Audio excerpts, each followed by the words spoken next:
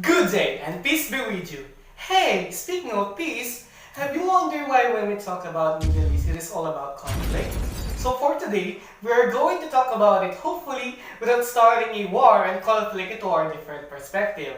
Together, let's explore the reasons and stories behind this conflict, which includes religion, power, land, resources, and of course everyone wants to be on the right side. Got it?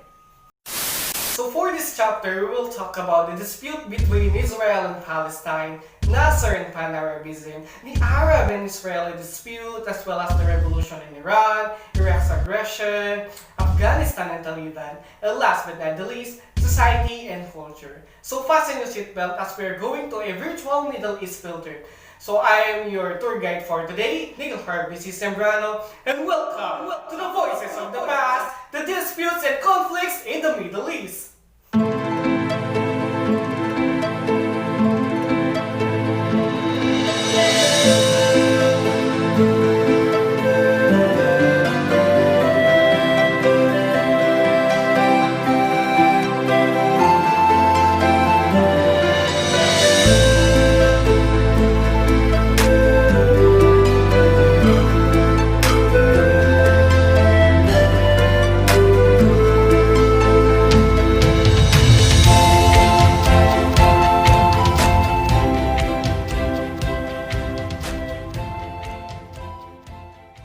In the Middle East, as in other parts of Asia, World War II led to the emergence of newly independent states. Syria and Lebanon gained their independence nearly after the war. Jordan achieved complete self-rule soon after the war. These new states were predominantly Muslims. In the years between the two world wars, many Jews had immigrated to Palestine, believing that this area to be their promised land. Tensions between Jews and Arabs had intensified during the 1930s. Great Britain, which governed Palestine under the UN mandate, had limited Jewish immigration into the area and had rejected proposals for an independent Jewish state in Palestine. The Muslim states agreed with this position. The Zionists, or the Jews who wanted Palestine a home for the Jews, were not to be denied. Many people had been shocked at the end of World War II when they learned about the Holocaust, the deliberate killings of 6 million European Jews in Nazi death camps. As a result, sympathy for the Jewish cause grew. In 1948, a United Nations resolution divided Palestine into a Jewish state and an Arab state. The Jews in Palestine proclaimed the State of Israel on May 14, 1948. Its Arab neighbors saw the new state as a betrayal of the Palestinian people, most of whom were Muslims. Outraged, several Arab countries invaded the new Jewish states. The invasion failed, but the Arab states still refused to recognize Israel's right to exist. As a result of the division of Palestine, hundreds of thousands of Palestinians fled to neighboring Arab countries, where they live in refugee camps. Other Palestinians came under Israeli rule. The issue of a homeland and self-governance in Palestine remains an issue today. So let's go for our next topic, which is Nasser and Pan-Arabism. In Egypt, a new leader arose who would play an important role in the Arab world. Colonel Gamal Abdel Nasser took control of the Egyptian government in the early 1950s. On July 26, 1956, Nasser seized the Suez Canal Company, which has been under British and French administration. Concerned over this threat to their route in the Indian Ocean, Great Britain and France decided to strike back. They were quickly joined by Israel. The forces of the three nations launched a joint attack on Egypt, starting the Suez War of 1956. The United States and the Soviet Union supported Nasser and forced Britain, France, and Israel to withdraw their troops from Egypt. These Cold War enemies were opposed to French and British influence in the Middle East. Nasser emerged from the conflict as a powerful leader. He now began to promote Pan-Arabism or Arab unity. In February 1958, Egypt formally united with Syria in the United Arab Republic or UAR. Nasser was named the first president of the new state. Egypt and Syria hoped that the union would eventually include all the Arab states. Many other Arab leaders were suspicious of pan-Arabism, however. Oil-rich Arab states were concerned they would have to share revenues with poorer states in the Middle East. Indeed, in Nasser's view, Arab unity meant that wealth derived from oil, which currently flowed into few Arab states or to foreign interests, could be used to improve the standard of living throughout the Middle East. On 1961, military leaders took over Syria and withdrew the country from its union with Egypt. Meanwhile, Nasser continued to work on behalf of the Arab interests. The next destination of this is the Arab-Israeli disputes. During the late 1950s and 1960s, the dispute between Israel and other states in the Middle East have become more heated. In 1968, Nasser imposed a blockade against Israeli shipping through the Gulf of Aqaba. He declared, "Now we are ready to confront Israel. We are ready to deal with the entire Palestine question." Fearing attack, on June 5, 1967, Israel launched airstrikes against Egypt and several of its Arab neighbors. Israeli warplanes wiped out most of the Egyptian Air Force. Israeli armies broke the blockade and occupied the Sinai Peninsula. Israel seized territory on the west bank of the Jordan River, occupied Jerusalem, and took control of the Golan Heights. During this six-day war, Israel tripled the size of its territory. Another million Palestinians now live outside Israel's new border, most of them on the West Bank. Over the next few years, Arab states continued to demand the return of the occupied territories. Nasser died in 1970 and was succeeded in office by Anwar el-Sadat.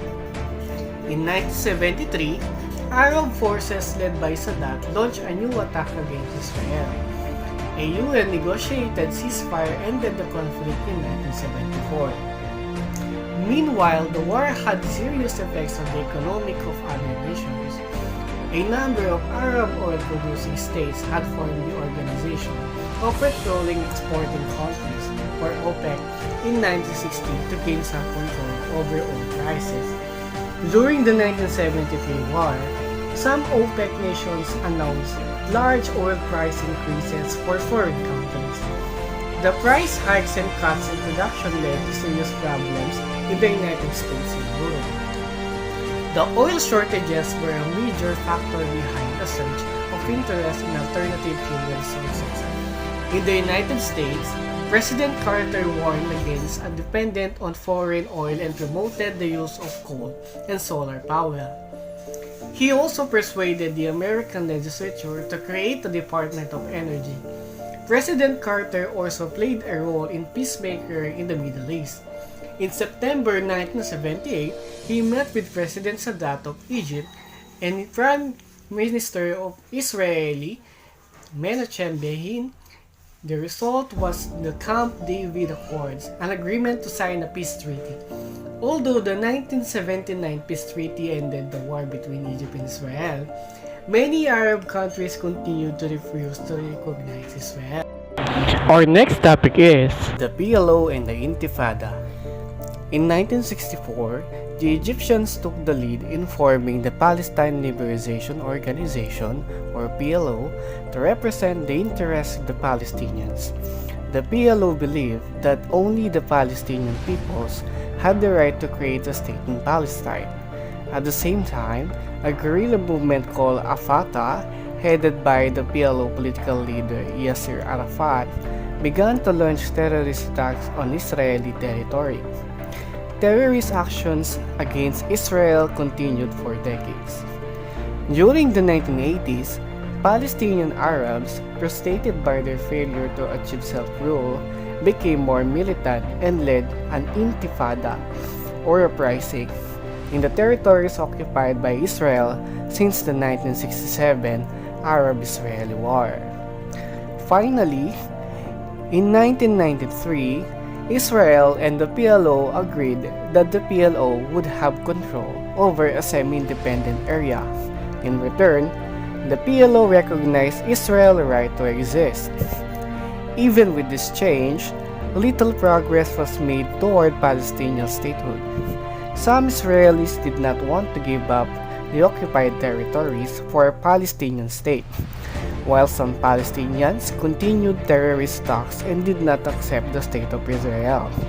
A new sign of progress emerged in 2003 when the Israeli cabinet formally accepted the principle of a Palestinian state for the first time. Now, let's explore the reason behind the revolution in Iran. The leadership of Shah Mohammad Reza Pahlavi and revenue from oil helped Iran to become a rich country. Iran was also the chief ally of the United States in the Middle East in the 1950s and 1960s. However, there was much more opposition to the Shah in Iran.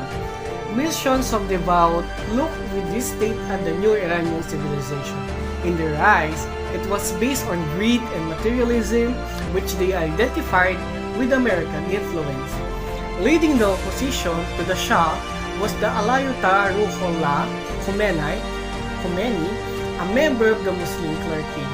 By the late 1970s, a large number of David Accords, Iranians had begun to respond to Khomeini's words. In 1979, the Shah's government collapsed and was replaced by an Islamic Republic. The new government, led by the Ayatollah Khomeini, moved to restore Islamic law. Supporters of the Shah were executed or fled the country. Anti-American sentiments erupted when militants seized 52 Americans in the United States embassies in Tehran and held them hostage for over a year. After Khomeini's death in 1999, a more moderate government allowed some civil liberties. While some Iranians were dissatisfied with the economic performance of the government, especially the young people, they pressed for more freedom and an end to the power of conservative Muslim clerics.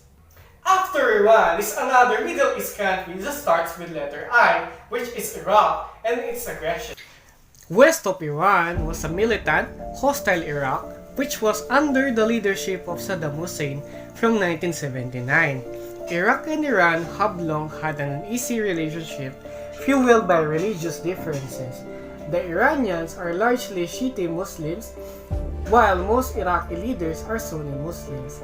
Iran and Iraq have often disputed territory, especially the Strait of Hormuz. In 1980, Hussein attacked Iran. During the war, Hussein used children to clear minefields. He also used chemical weapons against soldiers and civilians, especially the Kurds, an ethnic minority. The war's basic issues were not solved. In 1988, the two countries signed a ceasefire. In 1990, Iraqi troops occupied the small country of Kuwait at the head of the Persian Gulf. The invasion sparked an outcry and the United States led an allied force that freed Kuwait. In 2003, the United States and its allies again launched an attack, this time to topple Hussein because he appeared to threaten the use of weapons of mass destruction. Next topic on this chapter is the infamous Afghanistan and Taliban. After World War II, the king of Afghanistan, in search of economic assistance for his own country, developed a close tie with the Soviet Union. Although, in 1973, the king was overthrown by his own cousin, who himself, the cousin, was removed in a pro-Soviet coup in 1978. The new leaders attempted to create a communist government but were opposed by groups who wanted an Islamic state. The Soviets then launched a full-scale invasion of Afghanistan in 1979, installing Barack Obama as prime minister. The Soviets occupied Afghanistan for 10 years but were forced to withdraw by anti-communist forces supported by the United States and Pakistan. Though a pro-Soviet government was left in the capital at Kabul, various Islamic rebels groups began to fight for control. One of these, the Taliban, seized Kabul in 1996. By the fall of 1998, the Taliban controlled more than two-thirds of the country. Opposing factions controlled northern Afghanistan, condemned for its human rights abuses and imposition of harsh political policies. The Taliban was also suspected of sheltering Osama bin Laden and Al-Qaeda organization. In 1999 and 2000, the United Nations Security Council demanded the Taliban hand over bin Laden for trial, but it refused. In 2001, the Taliban was driven out of Kabul by rebel forces and American bombers. In recent years, religious forces have tried to replace foreign culture and values with Islamic forms of belief and behavior. This movement is called Islamic revivalism or Islamic activism. For most Muslims, the Islamic revivalism is a reassertion of cultural identity, formal religious observance, family values, and morality. Number 1 is Islamic militants. Actions of militants have often been fueled by hostility to the culture of the West. In the eyes of some Islamic leaders, Western values and cultures are based on materialism, greed, and immorality. The goal of extremists is to remove all Western influence in Muslim countries. The movement to return to the pure ideals of Muslim is begun in Iran under the Ayatollah Khomeini. In revolutionary Iran, traditional Muslim beliefs reached into clothing styles, social practices, and the legal system. These ideas and practices spread to the other Muslim countries. In Egypt, for example, militant Muslims assassinated President Sadat in 1981. Unfortunately for Islam, the extreme and militant movements received such media exposure, giving many people an unfavorable impression of Islam. Number 2 is the women's role. At the beginning of the Number 2 is women's roles. At the beginning of the 20th century, women's place in Middle Eastern society had changed little for hundreds of years. Early Muslim women had participated in the political life of society and had extensive legal, political, and social rights. Cultural practices in many countries had overshadowed these rights, however. In the 19th and 20th centuries, Muslim scholars debated issues surrounding women's role in society. Many argued for the need to rethink outdated interpretations and cultural practices that prevented women from realizing their potential. This had an impact on a number of societies, including Turkey and Iran. Until the 1970s, the general trend in urban areas was toward a greater role for women. Beginning in the 1970s, however, there was a shift toward more traditional roles for women. This trend was specifically noticeable in Iran. Middle Eastern culture, the literature of the Middle Eastern culture in 1945 was reflected a rise in national awareness, which encouraged interest in historical traditions. Writers also began to deal more with secular themes.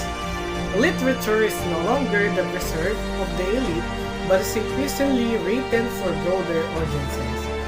The most famous contemporary Egyptian writer is Naguib Mahfouz. He was the first writer in Arabic to win the Nobel Prize for Literature in 1988. His Cairo trilogy, published in 1957, is considered the finest writing in Arabic since the World War II. The story follows a merchant family in Egypt in the 1920s. The changes in the family parallel to the changes in Egypt. The artists of the Middle East at first tended to imitate Western models. Later, however, they began to experiment with national styles and return to earlier forms and aspirations. And that's all for our heavy and bloody topic for today. I hope you learned a lot, and we hope that these disputes would settle in our period for a better chance of having a peaceful and progressive future that we want to. Again, I'm your field reporter for today and your tour guide, Neil Harvey C. Severiano, and see you soon. Let there be peace on earth. Let it begin with me. Let